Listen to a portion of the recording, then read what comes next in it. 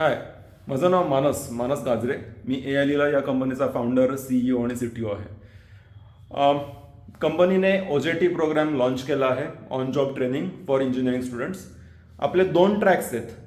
Beginner लेवलसाठी Python फुल stack आणि advance मुलांसाठी फुल stack with deep learning.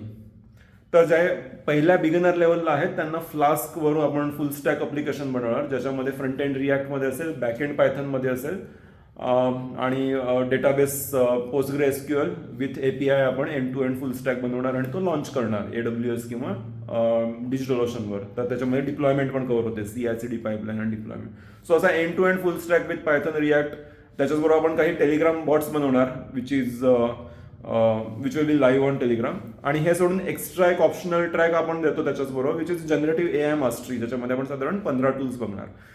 तर हा पहिला पार्ट झाला जो कंपॅरेटिव्हली बिगिनर लेवलच्या मुलांसाठी आहे. ऑनलाईन ऑफलाईन दोन्ही मोड्समध्ये अवेलेबल आहे.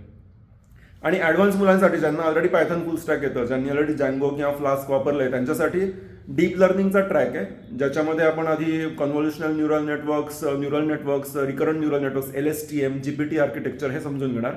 पायटॉर्चवरून आपण स्वतः काही गोष्टी तयार करणार गुगल कोलॅब वापरून.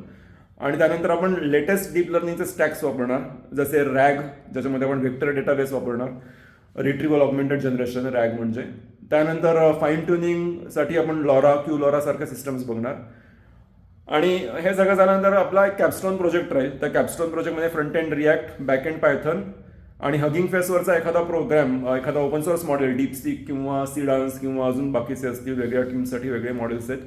तर ते वापरून आपण एक end to end full stack application बनवणार की ज्याच्यामध्ये फ्रंट एंडला युजर्स इंटरॅक्ट करून AIला जाईल ते, आणि AI त्याचं उत्तर back end through API through front एंडला देईल आणि डेटाबेसमध्ये सेव्ह होईल. आणि नंतर हा पूर्ण प्रोजेक्ट आपण AWS किंवा डिजिटल ओशनवर होस्ट करणार, CI/CD पाईपलाईन आणि डॉकर वापरून. तर हा झाला दुसरा ॲडव्हान्स ट्रॅक.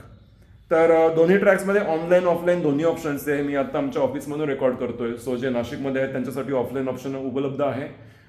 डिटेल्स तुम्हाला या दिलेल्या फॉर्ममध्ये मिळतीलच, आणि त्याच्यावर काही ब्रोशर तुमच्याकडे असेल तर त्या ब्रोशरवर तुम्हाला डिटेल्स मिळतील. अदरवाईज तुम्ही मला व्हॉट्सॲपवर DM करून ब्रोशर विचारू शकतात. All right, that's it. Thank you so much. Bye.